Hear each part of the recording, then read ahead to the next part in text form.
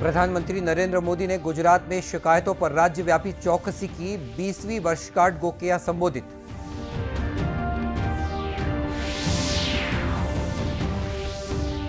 दंतेवाड़ा के माओवादी हमले में शहीद जवानों को मुख्यमंत्री बघेल सहित अन्य लोगों ने श्रद्धांजलि दी।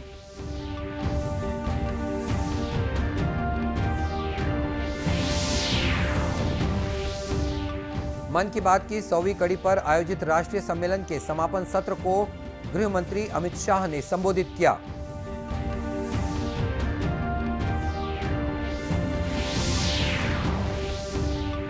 और संकटग्रस्त सूडान में फंसे भारतीयों को निकालने ऑपरेशन कावेरी जारी। देर रात 136 नागरिकों का जत्था रवाना।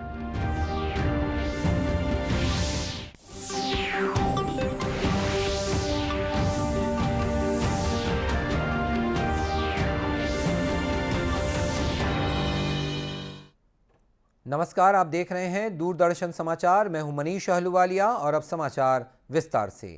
प्रधानमंत्री नरेंद्र मोदी ने आज वीडियो कॉन्फ्रेंसिंग के माध्यम से गुजरात में एप्लीकेशन ऑफ टेक्नोलॉजी स्वागत पहल द्वारा आयोजित शिकायतों पर राज्यव्यापी चौकसी की 20वीं वर्षगांठ को संबोधित किया।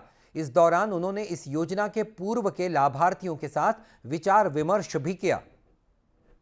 इस संवाद के बाद मुझे इस बात का संतोष है कि हमने जिस उद्देश्य से स्वागत को शुरू किया था वो पूरी तरह से सफल हो रहा है। इसके जरिए लोग न सिर्फ अपनी समस्या का हल पा रहे हैं बल्कि राकेश जी जैसे लोग अपने साथ ही सैकड़ों परिवारों की बात उठा रहे हैं। मेरा मानना है कि सरकार का व्यवहार ऐसा होना चाहिए कि सामान्य मानवी उससे अपनी बातें साझा करे, उसे दोस्त समझे। गांधीनगर में आयोजित इस कार्यक्रम में मुख्यमंत्री भूपेंद्र पटेल सहित गणमान्य लोग भी मौजूद थे। गुजरात सरकार वर्तमान में स्वागत सप्ताह मना रही है। इस योजना की शुरुआत अप्रैल सन 2003 में प्रधानमंत्री नरेंद्र मोदी द्वारा तब की गई थी जब वे गुजरात के मुख्यमंत्री थे। दंतेवाड़ा के अरनपुर में हुए माओवादी हमले में शहीद जवानों को श्रद्धांजलि देने मुख्यमंत्री भूपेश बघेल आज दंतेवाड़ा पहुंचे। गृह मंत्री ताम्रध्वज साहू, बस्तर सांसद दीपक बैज, राज्यसभा सांसद फूलो देवी नेताम सहित डीजीपी भी उनके साथ मौजूद थे। श्री बघेल ने पुलिस ग्राउंड कराली में शहीद जवानों के शव पर पुष्पांजलि अर्पित कर उन्हें श्रद्धांजलि दी। श्रद्धांजलि सभा में शहीद जवानों के परिजनों से मिलकर सीएम भावुक हो गए। आपको बता दें कि कल हुए इस माओवादी हमले में वाहन चालक सहित 11 जवानों की मृत्यु हो गई थी। सभी जवानों के शवों को उनके गृह ग्राम भेजा जा रहा है। ये शहादत बेकार नहीं जाएगी बल्कि और तेजी के साथ ये लड़ाई और लड़ी जाएगी। भारतीय जनता पार्टी ने भी शहीद जवानों को श्रद्धांजलि दी है। पार्टी के प्रदेश प्रभारी ओम माथुर, प्रदेश संगठन महामंत्री पवन साय, प्रदेश महामंत्री केदार कश्यप और पूर्व मंत्री महेश गागड़ा ने बलिदान देने वाले सभी जवानों को श्रद्धांजलि दी। उल्लेखनीय है कि माओवादी हमलों को लेकर मुख्यमंत्री भूपेश बघेल ने अपना कर्नाटक दौरा रद्द कर दिया है। दंतेवाड़ा जिले के अरनपुर में हुए आईडी ब्लास्ट के घटनास्थल पर डीजीपी अशोक जुनेजा पहुंचे। उन्होंने घटनास्थल का जायजा लिया। उनके साथ डीजी नक्सल ऑपरेशन विवेकानंद सिन्हा और बस्तर आईजी सुंदरराज पी भी मौजूद रहे। अधिकारियों ने घटना के बारे में विस्तृत जानकारी दी। उल्लेखनीय है कि कल हुए इस विस्फोट में एक वाहन चालक और 10 डीआरजी जवानों की जान चली गई थी। केंद्रीय गृह मंत्री अमित शाह ने कहा है कि आकाशवाणी देश भर के लोगों की आवाज है। मन की बात की 100वीं कड़ी पर राष्ट्रीय सम्मेलन के समापन सत्र में श्री शाह ने कहा कि प्रधानमंत्री नरेंद्र मोदी ने मन की बात कार्यक्रम के माध्यम से आकाशवाणी को देश की नई पीढ़ी से जोड़ा है। गृह मंत्री अमित शाह ने कहा कि अपने 9 साल के सफर में प्रधानमंत्री ने कभी राजनीति की बात नहीं की। श्री शाह ने कहा कि प्रधानमंत्री ने मन की बात के माध्यम से न केवल समाज को सशक्त बनाया बल्कि लोगों तक इसकी पहुंच को भी गहरा किया। जातिवाद, परिवारवाद और तुष्टीकरण से मुक्त कर पॉलिटिक्स ऑफ परफॉर्मेंस की दिशा में ले गए। जो परफॉर्म करेगा, जो जनता की अपेक्षाओं पर खरा उतरेगा, वो देश में शासन करेगा। उसका परिवार कौन सा है वो महत्वपूर्ण नहीं है, जाति कौन सी है महत्वपूर्ण नहीं है, धर्म कौन सा है वो भी महत्वपूर्ण नहीं है। आपका परफॉर्मेंस कैसा है, आप जनता की अपेक्षा पर खरे उतरते हो या नहीं उतरते हो, इसको मोदी जी ने एस्टैब्लिश किया और इसने हमारे लोकतंत्र को एक नई आयु दी है, नई ऊर्जा दी है और नई दिशा भी दी। इस मौके पर रेल मंत्री अश्विनी वैष्णव और सूचना और प्रसारण मंत्री अनुराग सिंह ठाकुर ने भी सम्मेलन को संबोधित किया। गृह मंत्री ने मन की बात के 100 एपिसोड पर स्मारक डाक टिकट और सिक्का भी जारी किया। आयोजन में वित्त राज्य मंत्री पंकज चौधरी और सूचना और प्रसारण सचिव अपूर्व चंद्रा भी उपस्थित थे। ऑपरेशन कावेरी के तहत देर रात 136 भारतीय नागरिकों का चौथा जत्था पोर्ट सूडान से जेद्दाह के लिए रवाना हुआ। विदेश मंत्रालय के प्रवक्ता अरिंदम बागची ने ट्वीट कर इसकी जानकारी दी। इस बीच केंद्रीय विदेश राज्य मंत्री वी मुरलीधरन ने निकाले गए भारतीयों के पिछले जत्थे का आज जेद्दाह हवाई अड्डे पर स्वागत किया। इससे पहले शाम को सूडान से निकाले गए 360 भारतीय नागरिकों का एक जत्था भारत लौट आया है। सूडान से चौथे दल के रवाना होने के साथ ही भारत ने अब तक संकटग्रस्त सूडान से 670 भारतीय नागरिकों को सुरक्षित निकाला है। केंद्रीय गृह और सहकारिता मंत्री अमित शाह ने आज नई दिल्ली में इफ्को नैनो डीएपी लिक्विड का शुभारंभ किया। श्री शाह ने अपने संबोधन में कहा कि इफ्को नैनो डीएपी उत्पाद की लॉन्चिंग भारत को उर्वरक के क्षेत्र में आत्मनिर्भर बनाने की महत्वपूर्ण शुरुआत है। श्री शाह ने कहा कि पौधे पर छिड़काव के माध्यम से तरल डीएपी के उपयोग से भूमि के संरक्षण के साथ सही उत्पाद की गुणवत्ता और मात्रा दोनों में वृद्धि होगी।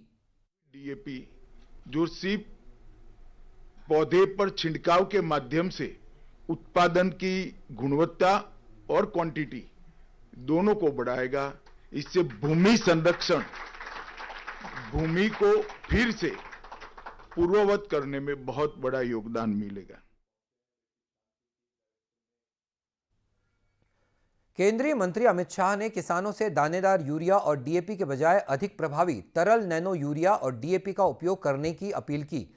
उन्होंने कहा कि फसल पर 500 ml की एक बोतल का प्रभाव 45 किलोग्राम बैग यूरिया के बराबर होता है।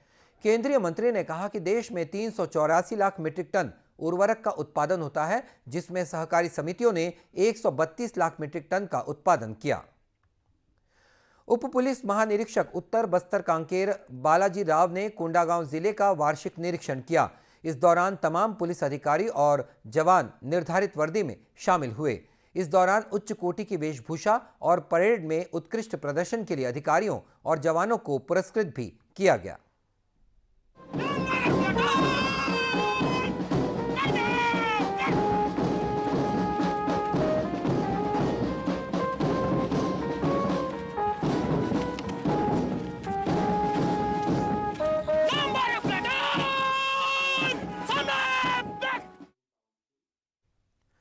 परेड निरीक्षण के बाद डीआईजी ने रक्षित आरक्षी केंद्र की वाहन शाखा में जाकर वाहनों का निरीक्षण भी किया। डीआईजी ने रक्षित केंद्र कोंडागांव में दरबार लगाकर 400 पुलिस अधिकारियों और जवानों के साथ चर्चा की। उन्होंने थाना माकड़ी का भी इस मौके पर निरीक्षण किया। विश्व स्वास्थ्य संगठन WHO के महानिदेशक टेड्रोस एडनोम घेब्रेयेसस ने आज कहा कि साल की शुरुआत से कोविड-19 से मरने वालों की संख्या में 95% तक की कमी आई है। संवाददाताओं से चर्चा के बाद उन्होंने कहा कि महामारी का खतरा अभी टला नहीं है, क्योंकि वायरस अब भी फैल सकता है और मौत का आंकड़ा बढ़ सकता है। इधर बात छत्तीसगढ़ की करें तो राज्य में कल 5,905 सैंपल्स की जांच हुई। प्रदेश की औसत पॉजिटिविटी दर 7.65% बनी हुई है। वहीं प्रदेश भर में सैंपल्स की जांच में 452 व्यक्ति कोरोना संक्रमित पाए गए हैं। प्रधानमंत्री नरेंद्र मोदी हर महीने के आखिरी रविवार को मन की बात कार्यक्रम के जरिए लोगों से जुड़ते हैं। इस माह के आखिरी रविवार यानी कि 30 अप्रैल को मन की बात कार्यक्रम की 100वीं कड़ी प्रसारित होगी। इससे पहले 31 जुलाई सन 2022 को प्रसारित मन की बात कार्यक्रम में प्रधानमंत्री ने विभिन्न राज्यों के परंपरागत मेलों की जानकारी दी।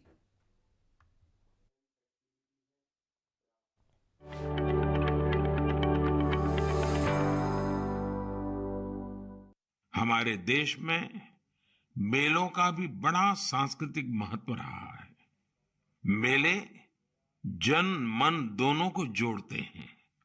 हिमाचल में वर्षा के बाद जब खरीफ की फसलें पकती हैं, तब सितंबर में शिमला, मंडी, कुल्लू और सोलन में सैरी या सैर भी मनाया जाता है।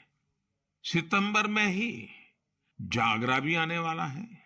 जागरा के मेलों में महासु देवता का आह्वान करके बीसू गीत गाए जाते हैं। महासु देवता का ये जागर हिमाचल में शिमला, किन्नौर और सिरमौर के साथ साथ उत्तराखंड में भी होता है।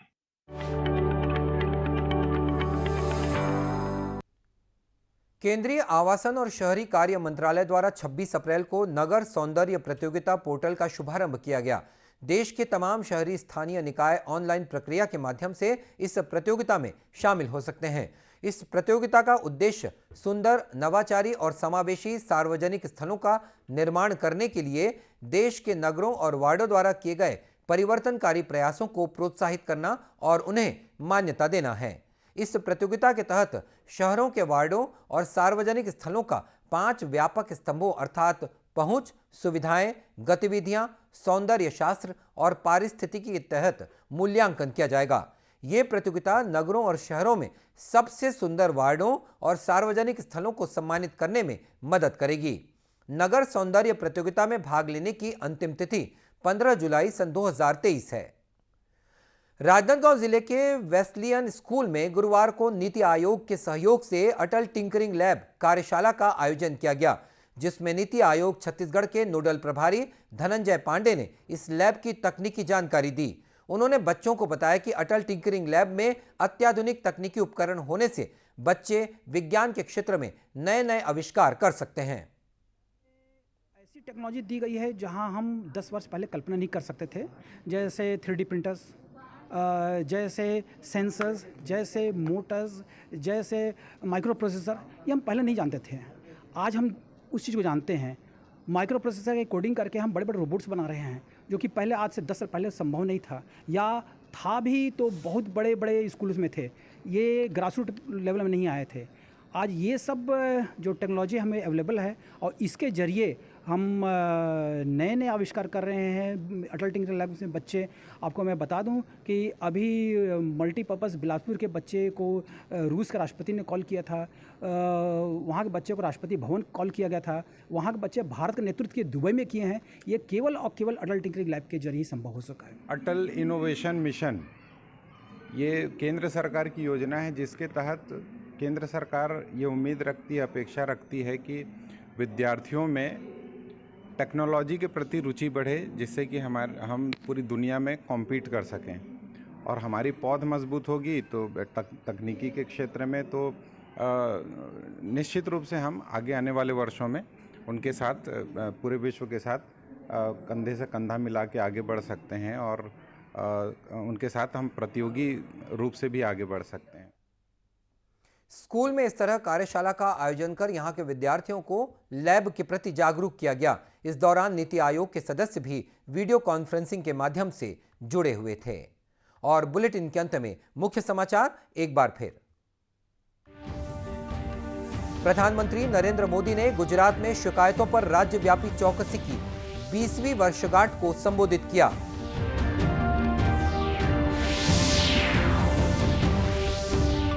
दंतेवाड़ा के माओवादी हमले में शहीद जवानों को मुख्यमंत्री बघेल सहित अन्य लोगों ने दी श्रद्धांजलि।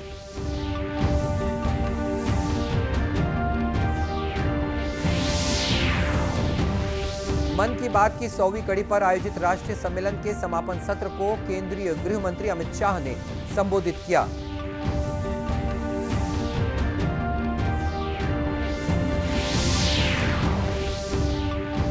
और संकटग्रस्त सूडान में फंसे भारतीयों को निकालने ऑपरेशन कावेरी जारी। देर रात 136 नागरिकों का जत्था रवाना।